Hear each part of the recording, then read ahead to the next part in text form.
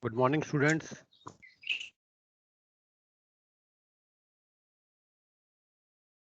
Okay, am I audible and the screen visible to you? Yes, sir. Okay, students, so we will start with today's lecture. Yesterday, I had talked about the various terms, okay, which are used in epidemiology and the various tools which are used by epidemiologists. Okay, now in today's lecture, we will discuss about epidemiology of an infectious disease. Okay, as I told you that epidemiology is the study of disease. Okay, and in a population or in human population also you can find a number of different type of diseases. There may be genetic diseases, there may be metabolic defects, there may be other types of diseases. Okay, but in this lecture I will be focusing on infectious disease. Okay, because these infectious diseases are very important and they spread very fast. Okay, that is why we will look how epidemiology of an infectious disease is studied. Okay, so we will start with first what an infectious disease is. Okay, an infectious disease is a disease resulting from infection by microbial agents such as viruses, bacteria, fungi, protozoa, and helminths.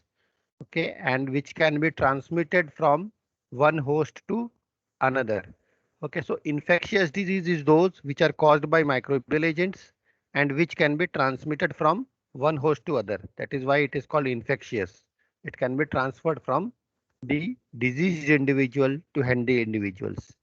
Okay, the manifestations of an infectious disease can range from mild to severe or deadly depending upon the agent or the host. Okay, so disease can be either a mild disease or it can be very severe or it may even become deadly depending upon what type of host is involved. Okay, what is the immunological status of the host? Okay, and what type of agent is involved, what type of disease it is causing. Depending upon that, the infectious disease can be either mild or it can be deadly. Okay, so an epidemiologist studying an infectious disease is concerned with first the causative agent, second the source or the reservoir of the disease. Okay, then he is interested in how it is transmitted, how the causative agent is getting transmitted from the source or reservoir to the host or from one host to the other host. Okay, what host and environmental factors could have aided in the development of the disease within a defined population? And finally, how best to control or eliminate the disease? Okay, these are the various things in which an epidemiologist is interested when he is studying an infectious disease. Okay, so what are the things in which he is interested? First is the causative agent, second is the source or reservoir of the disease from where the pathogen has jumped to the humans. Okay, then next is how it is getting transmitted from the reservoir to the host or from one host to the other. Finally, what are the factors, environmental factors, which are aiding the development of the disease? And finally, how best to control or eliminate the disease. Okay, so all these things will be studied in details when we are studying the epidemiology of an infectious disease.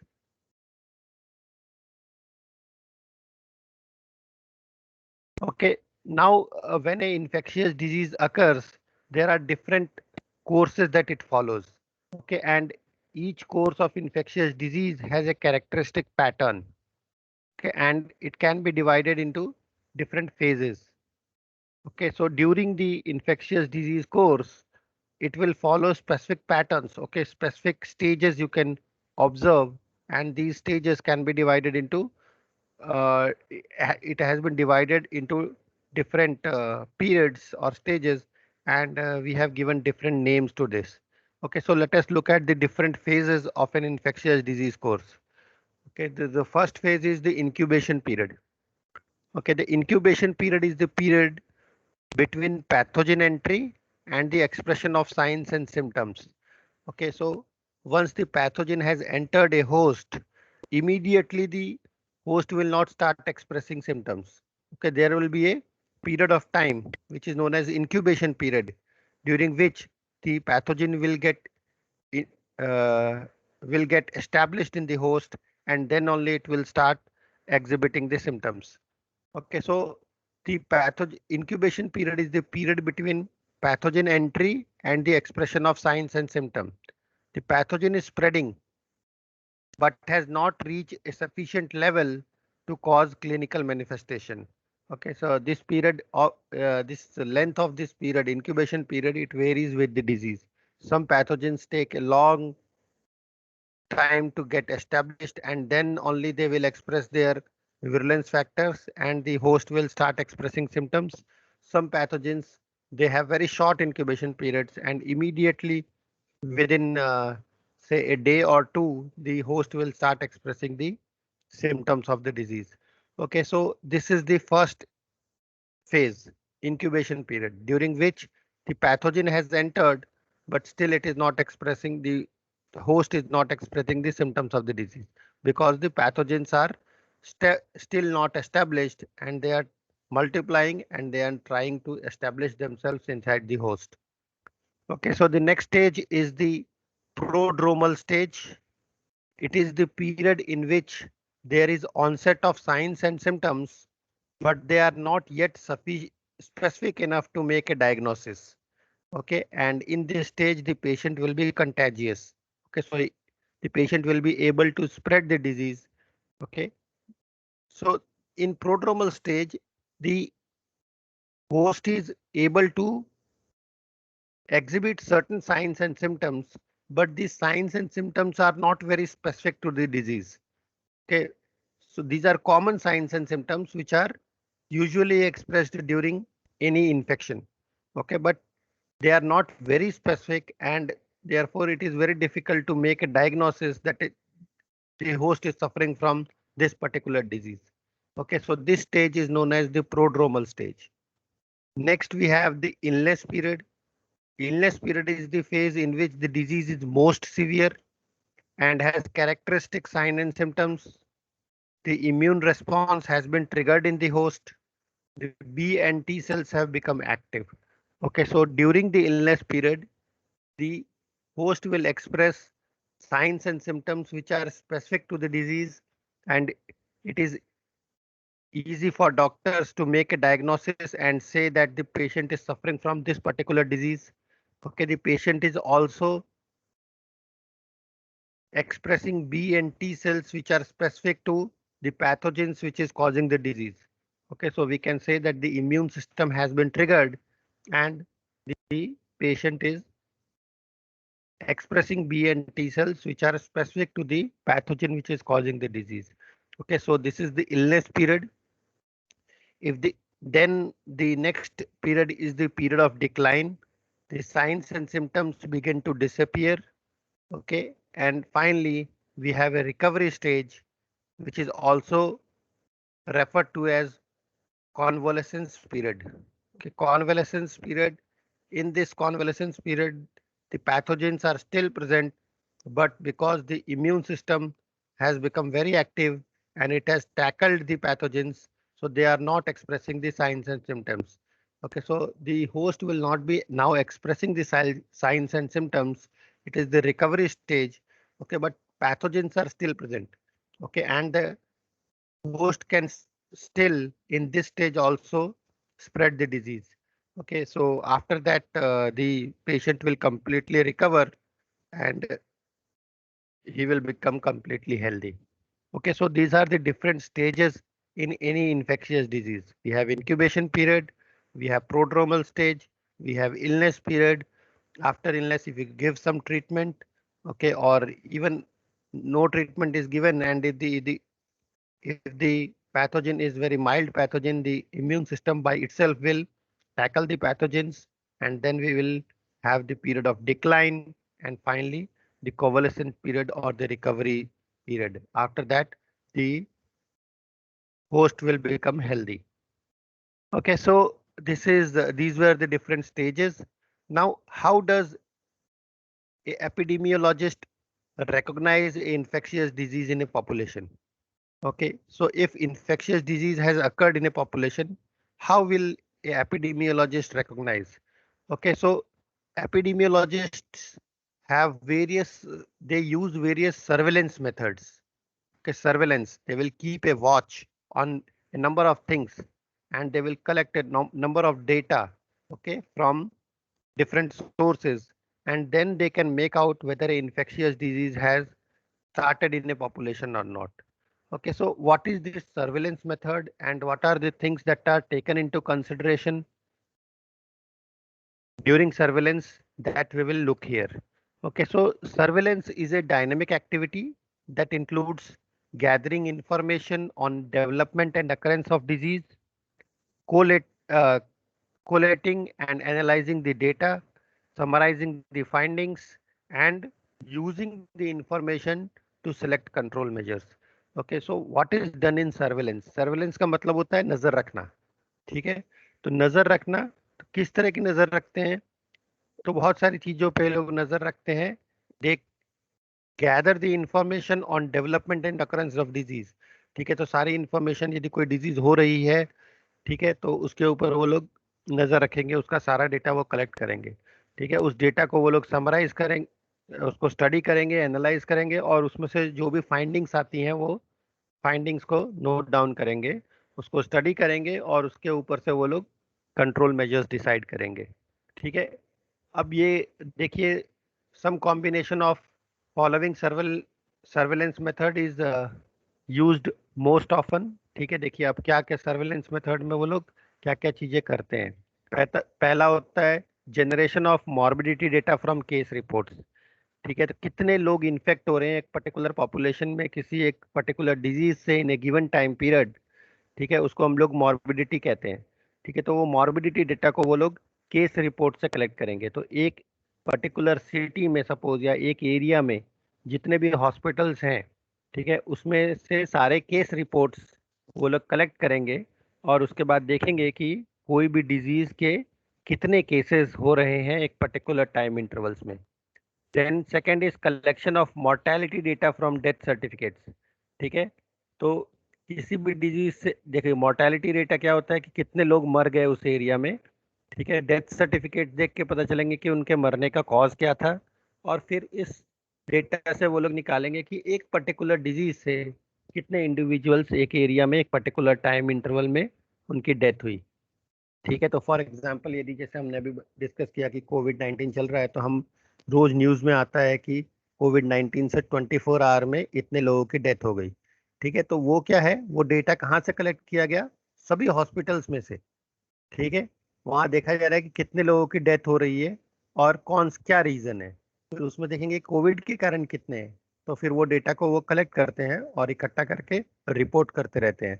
ठीक है, कि इतनी deaths ये particular disease से हो रही है. ठीक है, इसलिए हम लोग ओवरऑल जब पूरे इंडिया का डेटा एनालाइज करते हैं तो हमें पता चलता है फॉर एग्जांपल कि कैंसर से इंडिया में हर साल कितनी डेथ होती है. ठीक है, हार्ट अटैक से हर साल इंडिया में कितनी डेथ होती है, एक्सीडेंट से कितने डेथ होते हैं. ठीक है, तो ये सारा डेटा जो है मिलता रहता है और हमें पूरे कंट्री का हेल्थ स्टेटस पता चलता है और ये डिसाइड करने में हेल्प करता है कि किस चीज़ पे हमें फोकस करना है. ठीक है, यदि एक्सीडेंट से बहुत ज़्यादा डेथ हो रही है तो फिर रीज़न पता गया कि एक्सीडेंट्स किस समय हो रहे हैं, दिन में हो रहे हैं कि रात में हो रहे हैं और किस रीज़न से हो रहे हैं. ठीक है, तो अभी आपने देखा होगा जो नई गाड़ियाँ आती हैं उसमें ऑल टाइम लाइट. ठीक है, जो लाइट होता है वो हमेशा जलता रहता है चाहे दिन हो या रात हो. तो क्यों गवर्नमेंट ने ऐसा फैसला लिया? क्योंकि उन्होंने जब ये एक्सीडेंट्स के डेटा को एनालाइज किया तो उनको पता चला बहुत सारी डेथ्स जो होती हैं वो इस कारण होती हैं कि लोग रात में जब गाड़ी चलाने जाते हैं तो लाइट ऑन करना भूल जाते हैं और रात में फिर दिखाई नहीं देता तो उसका एक्सीडेंट हो जाता है. तो इसको कम करने के लिए गवर्नमेंट ने बोला कि चलो ऑन करना आप भूल जाते हो तो ऑन करने की जरूरत ही नहीं होगी क्योंकि वो स्विच ऑफ करने का बटन ही नहीं होगा आपकी गाड़ी में. ठीक है, तो चाहे दिन हो या रात हो आपकी गाड़ी में लाइट जलती रहेगी. ठीक है, तो इस तरह से गवर्नमेंट को क्या डिसीजन लेना है किसी भी डिजीज को कंट्रोल करने के लिए या किसी भी इवेंट को कंट्रोल करने के लिए यदि तो वो हम डिसाइड कर सकते हैं इस तरह के डेटा के कलेक्शन से. ठीक है, देन नेक्स्ट क्या है, investigation of actual cases, collection of data from reported epidemics, field investigation of epidemics, review of laboratory results. ठीक है, लैब्स में जो सैंपल जाते हैं उसमें किस तरह के सैंपल्स आजकल आ रहे हैं और किस तरह के लोगों में किस तरह की डिजीजेस फैल रही हैं, उनका इम्यून स्टेटस कैसा है, यदि एंटीबॉडीज वगैरह का लेवल यदि वो चेक कर रहे हैं तो ठीक है। तो ये सब चीज़ों से भी हमें बहुत सारी इंफॉर्मेशन मिलती है एक पर्टिकुलर डिजीज, पर्टिकुलर एरिया में किस तरह की डिजीज है उसके बारे में। पॉपुलेशन सर्वेज, ठीक है, using valid statistical sampling to determine who has the disease. ठीक है, यदि किसी पॉपुलेशन में हमें देखना है कि ससेप्टेबल पॉपुलेशन कौन सी है किसी डिजीज के अगेंस्ट, तो हमें देखना पड़ेगा कि डिजीज किस तरह से स्प्रेड है पॉपुलेशन में। बच्चे इफेक्ट हो रहे हैं कि एडल्ट्स इफेक्ट हो रहे हैं कि ओल्ड एज पीपल इफेक्ट हो रहे हैं। ठीक है, तो इस तरह का डेटा कलेक्ट कर सकते हैं सर्वेलेंस करके। Use of animal and vector disease data. ठीक है, बहुत सारे डिजीजेज जो होती हैं वो एनिमल्स के थ्रू ह्यूमंस में स्प्रेड होती है, जिसको हमने कहा कि दे आर जूनोटिक डिजीजेज। ठीक है, तो ये भी, इसका भी डेटा कलेक्ट किया जाता है कि भाई एनिमल्स का हेल्थ स्टेटस कैसा है, कोई डिजीज ऐसी तो नहीं है जो एनिमल्स में से ह्यूमंस में स्प्रेड हो रही है, उनका वेक्टर किस तरह से, उनका वेक्टर का स्टेटस क्या है। ठीक है, फॉर एग्जांपल वेक्टर का स्टेटस मींस, फॉर एग्जांपल किसी एरिया में मॉस्किटोज कैसे हैं। ठीक है, जैसे मैंने आपको एग्जांपल दिया है, Vadodara is endemic for malaria. ठीक है, तो क्यों मलेरिया के लिए एंडेमिक है? आसपास के रीजन में मलेरिया इतने नहीं होता है, मगर बड़ोदरा में बहुत ज्यादा मलेरिया है।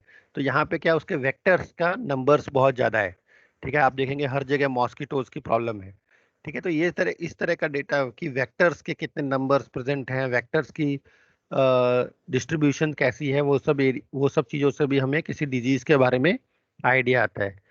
Collection of information on use of specific biologics, antibiotics, antitoxins, vaccines and other prophylactic measures। ठीक है, किसी पॉपुलेशन में वैक्सीनेशन का स्टेटस क्या है, वहाँ के सारे लोग वैक्सीनेटेड हैं कि नहीं है। ठीक है, एंटीबायोटिक का यूज कैसा हो रहा है, क्योंकि आप ओवर यूज करोगे एंटीबायोटिक्स का तो एंटीबायोटिक रेजिस्टेंस की प्रॉब्लम आ जाती है। ठीक है, तो ये सब चीजों को भी स्टडी किया जाता है सर्वेलेंस मेथड्स में। Then use of demographic data on population characteristics such as human movements during a specific time of year।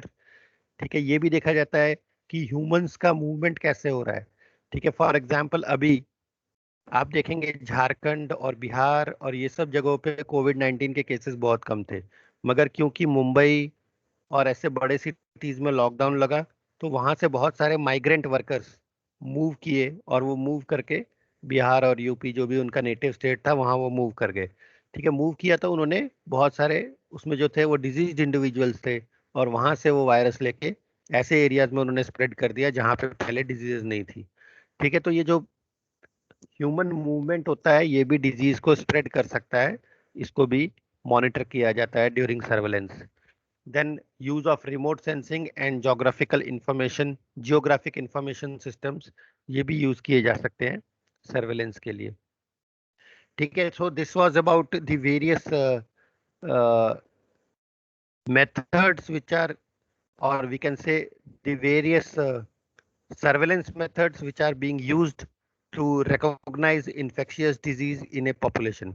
ठीक है, तो एक पॉपुलेशन में यदि कोई डिजीज इन्फेक्शियस है कि नहीं, उसको यदि आपको स्टडी करना हो तो सर्वेलेंस मेथड किया जाता है, नजर रखी जाती है बहुत सारी चीजों के ऊपर। और ये सर्वेलेंस किस तरह का होता है, ठीक है, वो सारे पॉइंट हमने यहाँ लिखे कि किन किन चीजों को सर्वेलेंस में रखा जाता है। ठीक है, और ये सबको जब हम सर्वेलेंस करते हैं तो हम आइडेंटिफाई कर सकते हैं कि किसी भी पॉपुलेशन में इन्फेक्शियस डिजीज हो रही है कि नहीं, और यदि हो रही है तो कौन से उसके फैक्टर्स हैं। और एक बार फैक्टर्स आइडेंटिफाई हो गए तो हमको उसको डिजीज को कंट्रोल करने के लिए क्या मेजर्स लेने हैं वो भी हम डिसाइड कर सकते हैं। Okay, so now we will move to infectious disease cycle. ठीक है, तो एक इन्फेक्शियस डिजीज की क्या साइकिल होती है। अर्लियर हमने देख लिया कि कोई इन्फेक्शियस डिजीज हो तो उसमें क्या स्टेजेस हो सकते हैं। ठीक है, और उससे पहले हमने देखा था कि जब भी आप कोई इन्फेक्शियस डिजीज को स्टडी करना चाहते हो तो कौन कौन से चीजें एक इन्फेक्शियस डिजीज साइकिल में इन्वॉल्व होती है। कॉजेटिव एजेंट होता है, उसका कोई सोर्स और रिजर्वायर होगा, फिर वो सोर्स और रिजर्वायर से जो इन्फेक्शियस एजेंट है वो होस्ट को ट्रांसमिट होगा, फिर कुछ इन्वायरमेंटल फैक्टर्स होंगे जो डिजीज के डेवलपमेंट को प्रमोट करेंगे, और फाइनली जो डिजीज है उसको कंट्रोल करने के लिए मेजर्स डिसाइड किए जाएंगे। ठीक है, तो इन्फेक्शियस डिजीज साइकिल में जब हम कोई डिजीज, इन्फेक्शियस डिजीज को स्टडी करते हैं तो हम देखते हैं कि उसमें बहुत सारे लिंक्स हैं, और इन लिंक्स को स्टडी करना, ठीक है, और अच्छे से स्टडी करना बहुत इंपॉर्टेंट है यदि आप डिजीज को कंट्रोल करना चाहते हो। ठीक है, तो now we will look at an infectious disease cycle. इसको हम लोग स्टोरी ऑफ डिजीज भी कह सकते हैं। ठीक है, we will look at the various links which are there in any infectious disease and why it is necessary to study these links. Okay, so these we will study.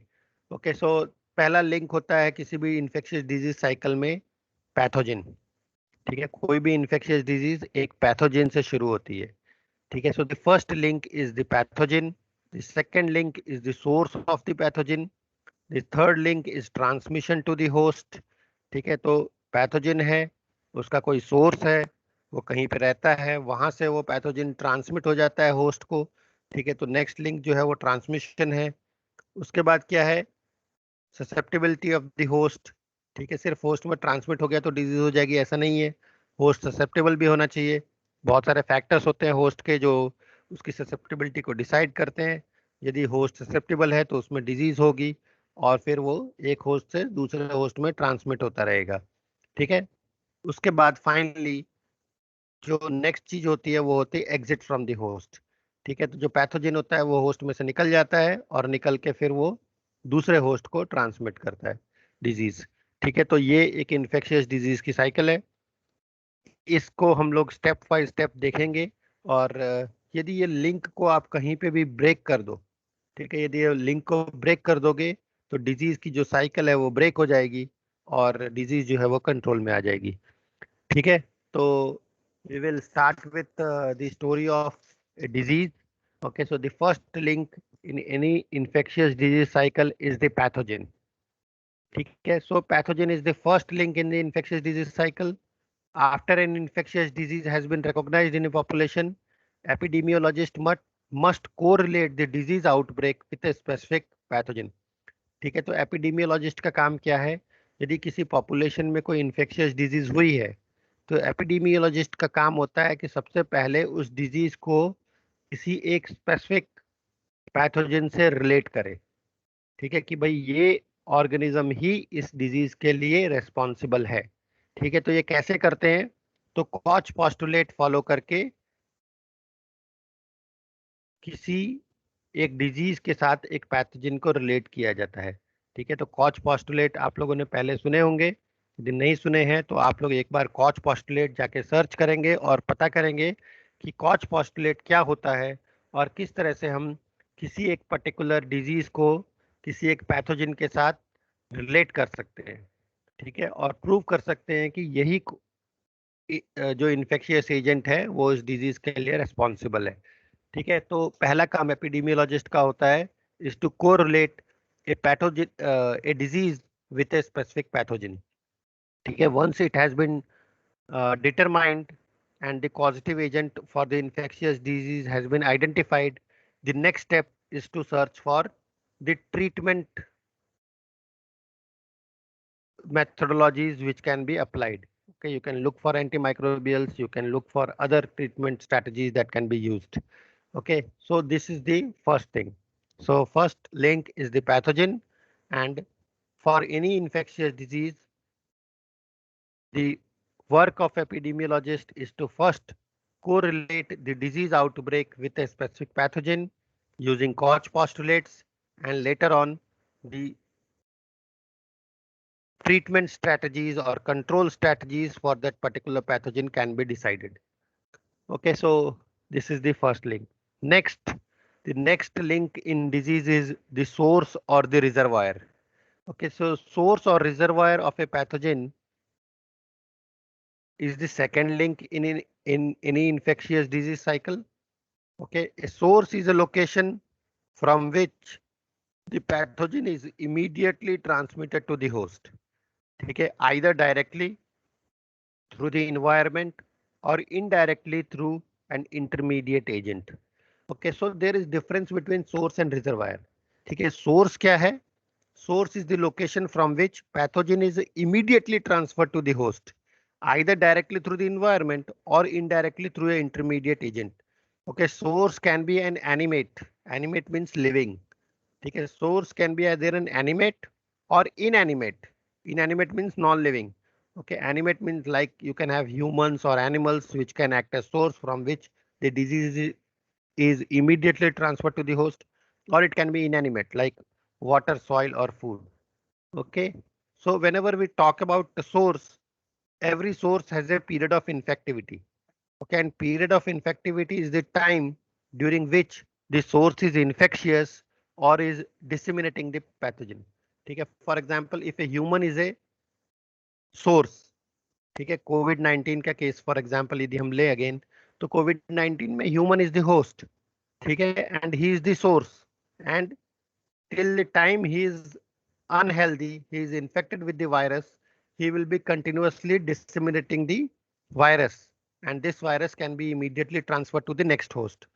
Okay, so in this, the source of COVID-19 virus is an animate, that is human, and the period of infectivity of this host, uh, or we can say source, is the period during which he himself is suffering from the disease. Okay, एक बार वो ठीक हो गया तो period of infectivity उसकी खत्म हो जाती है. After that he will not be able to transmit or disseminate the pathogen, and he will not be able to infect the other host. Okay, so source क्या है वो clear हुआ.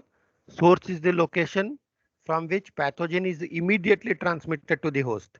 ठीक है, either directly or indirectly. Source can be either animate, ठीक है, or it can be inanimate. Identifying the source or reservoir is very important aspect of epidemiology. If the source or reservoir of the infection can be eliminated, ठीक है, यदि आप source या reservoir को eliminate कर सकते हो या कंट्रोल कर सकते हो, the infectious disease cycle itself will be interrupted and the transmission of pathogen will be prevented. ठीक है, तो यदि आप सोर्स को डिलीट रिमूव कर दो या डिस्ट्रॉय कर दो या फिर उसको कंट्रोल कर लो, ठीक है, इसलिए हम कहते हैं कि कोविड 19 को कंट्रोल करने के लिए टेस्टिंग, देन ट्रेसिंग, ठीक है, और लास्ट में ट्रीटमेंट आता है. तो टेस्टिंग में क्या होता है, आप टेस्ट कर रहे हो सभी इंडिविजुअल्स को और फाइंड करने की कोशिश कर रहे हो कि कौन लोग कोविड से इन्फेक्टेड है. ठीक है, फिर नेक्स्ट क्या होता है, ट्रेस करना. ट्रेस करना मतलब वो लोग कौन कौन से लोगों के कांटेक्ट में आए. ठीक है, फिर हम क्या करते हैं, जो लोग के भी कांटेक्ट में आए उनको भी टेस्ट करते हैं. यदि वो लोग पॉजिटिव आते हैं तो हम उनको आइसोलेशन में रख देते हैं. देखिए, यहाँ डिस्ट्रॉय तो नहीं कर सकते, किसी को यदि कोविड हो गया तो उसको आप मार तो नहीं सकते, तो हम क्या करते हैं, सोर्स जो है, क्योंकि ह्यूमन ही सोर्स है, तो उसको हम लोग आइसोलेट कर देते हैं सो दैट कि वो और लोगों को डिजीज ट्रांसमिट ना कर पाए और आइसोलेटेड रहेगा. तो जब तक वो खुद रिकवर नहीं हो जाए तब तक उसको दूसरे लोगों के कांटेक्ट में नहीं आने देना है, सो दैट कि सोर्स को हम लोग कंट्रोल कर सके. ठीक है, तो एक बार सोर्स आइडेंटिफाई हो जाए या रिजर्वायर आइडेंटिफाई हो जाए तो उसको या तो एलिमिनेट किया जा सकता है या उसको कंट्रोल किया जा सकता है, सो दैट कि डिजीज साइकिल जो है उसको ब्रेक किया जा सके. ठीक है, नेक्स्ट चीज होती है रिजर्वायर. रिजर्वायर क्या है, अभी हमने बोला सोर्स है जहां से पैथोजन इमीडिएटली दूसरे होस्ट को ट्रांसमिट हो जाता है. ठीक है, रिजर्वायर क्या है, तो reservoir is a site or natural environmental location in which the pathogen is normally found. ठीक है, तो रिजर्वायर क्या होता है, it's the site or natural environmental location where the pathogen is normally found. ठीक है, एंड अगेन ये जो रिजर्वायर हो सकता है वो इट कैन बी एनिमेट और it can be inanimate. For example, ये जैसे कोविड 19 का केस है, तो ये कोविड 19 वायरस नेचर में नेचुरली कहाँ मिलता है, तो लोगों ने अभी जब उसको स्टडी किया है तो पता चला कि ये एनिमल्स में होता है और वो नेचुरली प्रेजेंट होता है. ऐसे ही बहुत सारे डिजीज के पैथोजेंस जो होते हैं, फॉर एग्जांपल उसमें वो बैट्स में रहते हैं. ठीक है, इबोला है, नीपा है, ये सब वायरसेस हैं जो डिजीजेस करते हैं और इनका नेचुरल रिजर्वायर क्या है, तो बैट है. ठीक है, बैट में से डायरेक्टली वो ह्यूमन में ट्रांसमिट, रिजर्वायर से वो ह्यूमन में ट्रांसमिट हो गया और फिर क्या हो गया, ह्यूमन जो हुआ इन्फेक्टेड ह्यूमन वो सोर्स की तरह काम करेगा और वहां से वो इमीडिएटली दूसरे होस्ट को ट्रांसफर करता रहेगा. ठीक है, तो होस्ट जो होता है डिजीज का वो सोर्स की तरह काम कर रहा है, और जो बैट है जहाँ पे ये वायरसेस नॉर्मली रहते हैं, ठीक है, नीपा वायरस है या इबोला वायरस है, ये बैट्स में नेचुरली रहते हैं। ठीक है, रेबीज वायरस है, वो भी वहाँ रहता है। ठीक है, वहां से ये वो रिजर्वायर हुआ उसका, वो नेचुरली वहां पे रहते हैं, और वहां से वो कई बार ह्यूमंस में सोर्स में ट्रांसमिट हो जाते हैं, और उसके बाद फिर जो ह्यूमन होता है वो सोर्स की तरह एक्ट करता है, और वो दूसरे ह्यूमंस को स्प्रेड करता रहता है। कोविड 19 का कहते हैं कि सीवेट्स जो होते हैं, ठीक है, सीवेट्स जो है स्मॉल कैट्स होते हैं, जंगली कैट्स जो चाइना वगैरह में जंगलों में मिलते हैं, वो जो स्मॉल कैट्स हैं civets, they are the natural reservoir for this COVID 19 virus. ठीक है, और ह्यूमंस जो है वो उसके सोर्स हुए। तो सोर्स और रिजर्वायर, इसमें डिफरेंशिएशन हमें पता होना चाहिए। यदि आप देखिए, कई बार क्या होता है, रिजर्वायर को डिस्ट्रॉय करना बहुत डिफिकल्ट होता है, कई बार रिजर्वायर को आइडेंटिफाई करना भी बहुत डिफिकल्ट होता है कि भाई रिजर्वायर क्या है। ठीक है, मगर सोर्स को हम लोग इजीली आइडेंटिफाई कर सकते हैं, क्योंकि वहां से ही डिजीज ट्रांसमिट हो रही है। ठीक है, तो उसको कंट्रोल करना रिलेटिवली इजी होता है एज कम्पेयर टू रिजर्वायर को कंट्रोल करना। मगर यदि रिजर्वायर पता चल जाए तो उसको कंट्रोल करें तो और भी इफेक्टिव प्रूव हो सकता है। ठीक है, now in many diseases, infectious diseases, human host are the important animate sources of pathogen। ठीक है, एंड ह्यूमंस में जब ह्यूमंस सोर्स की तरह एक्ट करते हैं तो उनको हम लोग कैरियर्स कहते हैं। ठीक है, when human host are the source of a pathogen, then we call such humans as carriers, carriers of the disease, carry करने वाले, कैरियर्स। ठीक है, a carrier is an infected individual who is potential source of infection for others। ठीक है, career कौन होते हैं? Carrier is a infected individual who has a potential of of transmitting the infection to others। okay, carriers play a very important role in epidemiology of disease। ठीक है, चार तरह के कैरियर्स को रिकॉग्नाइज किया जाता है। ठीक है, हम कैरियर्स भी कहते हैं कि देयर आर चार, फोर टाइप्स ऑफ कैरियर्स। ठीक है, एन एक्टिव कैरियर। ठीक है, एक्टिव कैरियर कौन होते हैं? Active carrier is an individual who has an overt clinical case of disease. Active carrier कौन है? Who himself is suffering from the disease, and because he is having the pathogens he can transmit it to the susceptible individuals। ठीक है, so active carrier is a individual who is suffering from the disease। okay, he has a clinical case of the disease, and because clinical case is there, it means pathogens are already there in them। okay, and they will be able to transmit it to other susceptible individuals। ठीक है, तो they are known as active carriers। then we have covalescent carriers। Covalescent carrier is an individual who has recovered from infectious disease but continues to harbor large number of pathogen। ठीक है, तो हमने देखा था recovery stage को कोवलेसेंट stage भी कहा जाता है। तो कोवलेसेंट कैरियर्स क्या होते हैं? They are those individuals who has recovered from the disease but still they are harboring the pathogen, although they themselves have recovered, but still pathogens are present, and these type of carriers, they will be able to transmit the pathogen from them to other susceptible individuals। then we have healthy carriers। healthy carriers कौन होते हैं? They are individuals who harbors the pathogen but is not ill। ठीक है, ये ऐसे individuals हैं जो खुद बीमार नहीं है मगर उनके अंदर पैथोजेंस हैं। ठीक है, तो इनको हम लोग हेल्दी कैरियर्स होते हैं। हेल्दी कैरियर्स को आइडेंटिफाई करना बहुत डिफिकल्ट होता है, because they will not show any symptoms. ठीक है, पता भी नहीं चलेगा कि उसको डिजीज है, मगर they are carrying the pathogens and they can transmit it to other susceptible individuals. ठीक है, जैसे हमने स्टार्टिंग में ही मैरी मेलन का केस सुना था, she was a healthy carrier. ठीक है, she herself was not expressing any symptoms of typhoid। okay, but she was a carrier and she used to transmit the pathogen to susceptible individuals। ठीक है, next जो fourth type का career होता है उसको हम लोग इंक्यूबेटरी कैरियर्स कहते हैं। Incubatory carrier is an individual who is incubating the pathogen in large numbers but is not yet ill। ठीक है, वो इंक्यूबेशन पीरियड में है। इंक्यूबेशन पीरियड हमने देखा after the entry of the pathogen to to the time till the pathogen establishes themselves into the host. Okay, so वो incubatory carrier क्या होते हैं, जो इस particular stage में है, जहाँ पे they are harboring the pathogen in large numbers, but still the pathogens have not crossed the threshold limit. Okay, that is why the individual is not expressing the signs and symptoms of the disease. Okay, but because he is carrying the pathogens, he can transmit it to other healthy individuals.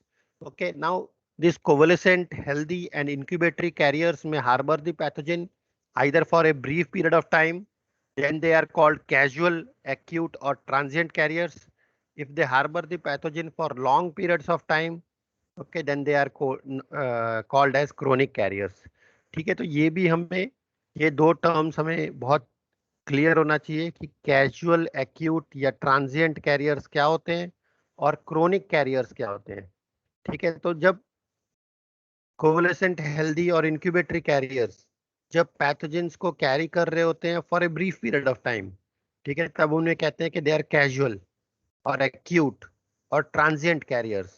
Okay, but when they harbor the pathogen for very long period of time, either months, years or throughout their life, they are known as chronic carrier.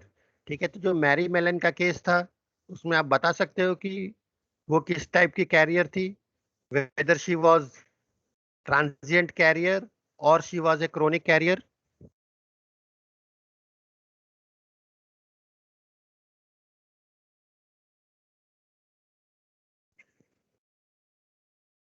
ठीक है students, can you tell what type of carrier was Mary Mallon, whether she was a transient carrier or a chronic carrier?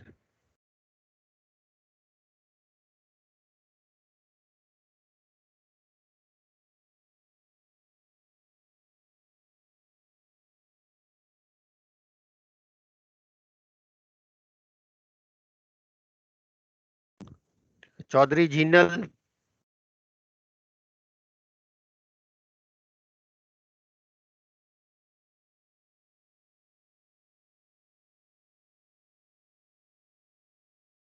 Chaudhary Roshni,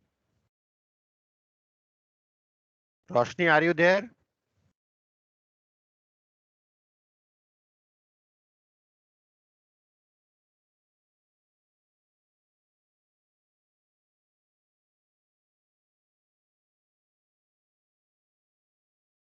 Chaudhary Sagar,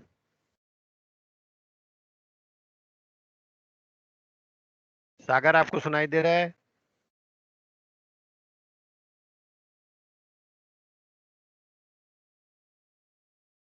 yes sir. हाँ, तो बताइए किस तरह की career थी वो? हेलो। हाँ, हेलो।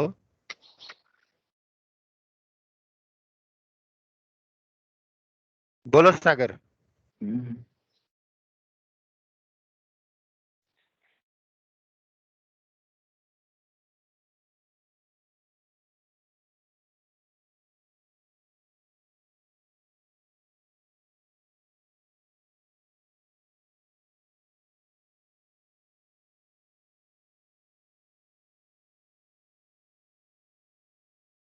ठीक है, चलो आप लोग यदि रिप्लाई नहीं करोगे तो फिर ठीक है, हम सर आई अपना काम। थिंक ट्रांजिस्टर का एरियर। ट्रांजिएंट कैरियर कैसे हो सकती है? हमने बोला था ना, उसने तो उसको तो पूरे उसकी लाइफ टाइम के लिए 23 इयर्स के लिए उसको जेल में रख दिया था, सो दैट कि वो ट्रांसमिट ना कर सके। तो she was carrying the pathogen for a very long period of time. ठीक है, throughout her life she was carrying the pathogen for typhoid. Okay, and that is why she was a chronic carrier. ठीक है, बहुत लंबे time period के लिए throughout the life ही उसने कैरी किया उस पैथोजन को। ठीक है, although she was not showing any symptoms of the disease, so we can say that she was a healthy carrier. Okay, but she carried the pathogen for her entire life. Okay, that is why she was a chronic carrier. ठीक है, तो वो एक chronic carrier थी। Okay, सो ये carriers के बारे में इंफॉर्मेशन हो गई। कई बार क्या होता है, जो ह्यूमंस होते हैं वो खुद ही सोर्स की तरह एक्ट करते हैं। ठीक है। और सोर्स जो होता है वो जितने भी सोर्स होंगे जो ह्यूमंस जो सोर्स की तरह एक्ट कर रहे हैं डिजीज के पैथोजन को इंक्यूबेट कर रहे हैं उनको हम लोग कैरियर्स कहते हैं। ये कैरियर्स को हम लोगों ने 4 डिफरेंट टाइप्स में डिवाइड कर लिया। कई बार जो सोर्स होता है वो एनिमल्स होते हैं। ठीक है, डिजीज के जो सोर्स होते हैं वो एनिमल्स होते हैं। और एनिमल्स जो होते हैं, जब हमने कहा कि जब एनिमल्स सोर्स की तरह एक्ट कर रहे हैं और वो ह्यूमंस में डिजीज स्प्रेड कर रहे हैं, तो इस तरह के डिजीजेस को हम लोग जूनोटिक डिजीजेस कहते हैं। ठीक है, जूनोटिक डिजीजेस। तो जूनोटिक डिजीजेस क्या हैं? These are those diseases which are transmitted from animal hosts to human host.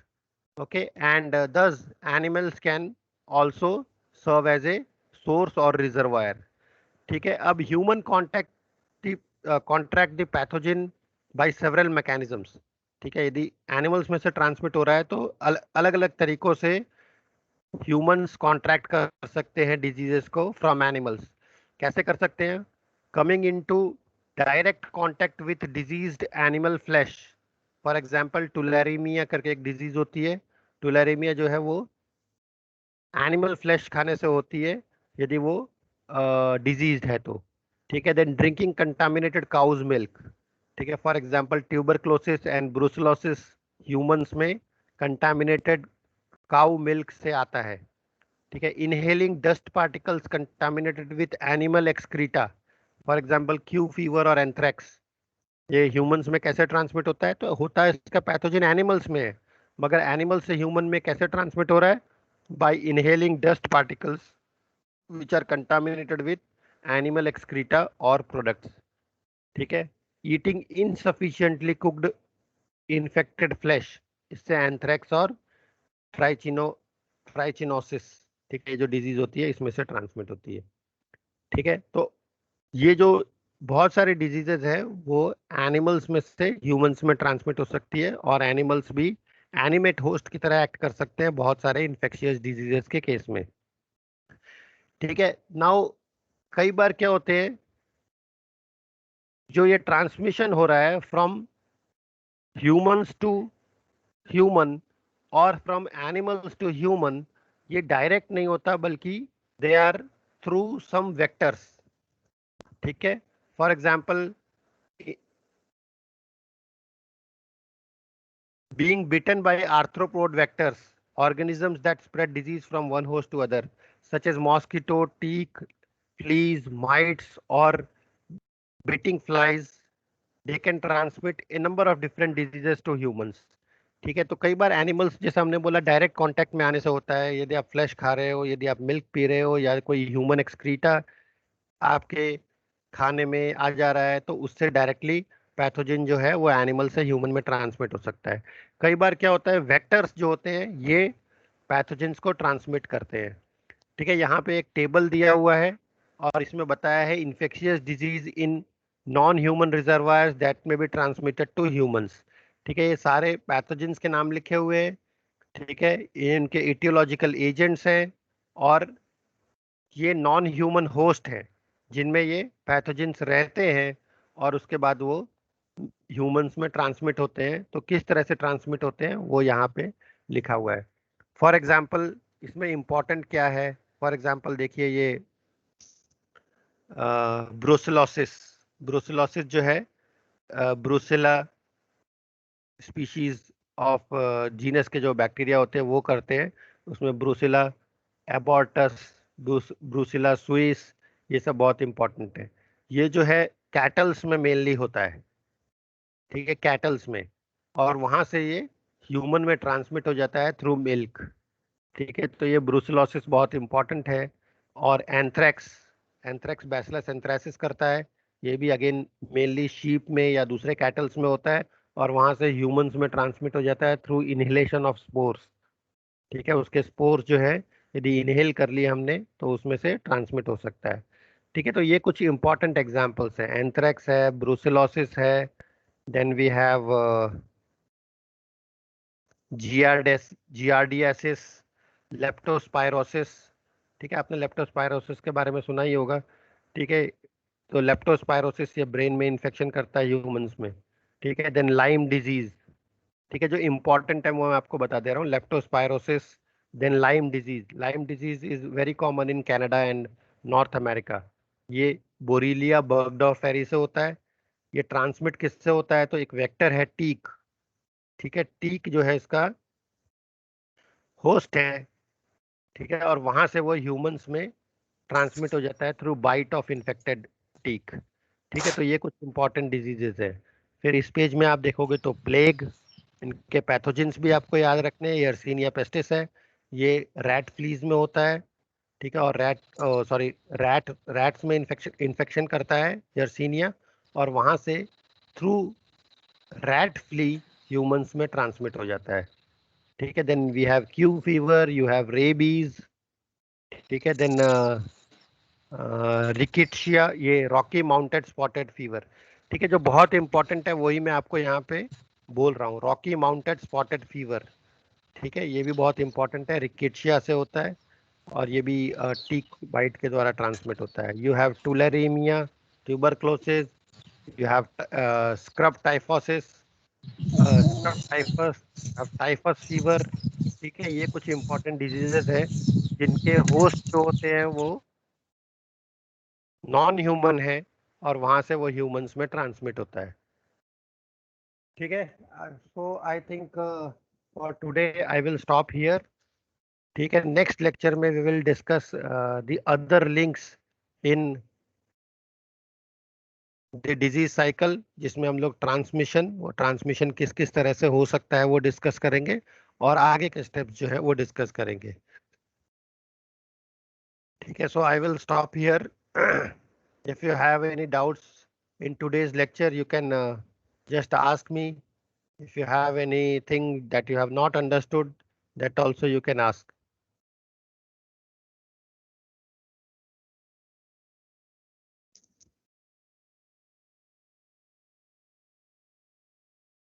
Sir Moderna और फाइजर की वैक्सीन है वो कैसे काम करती है?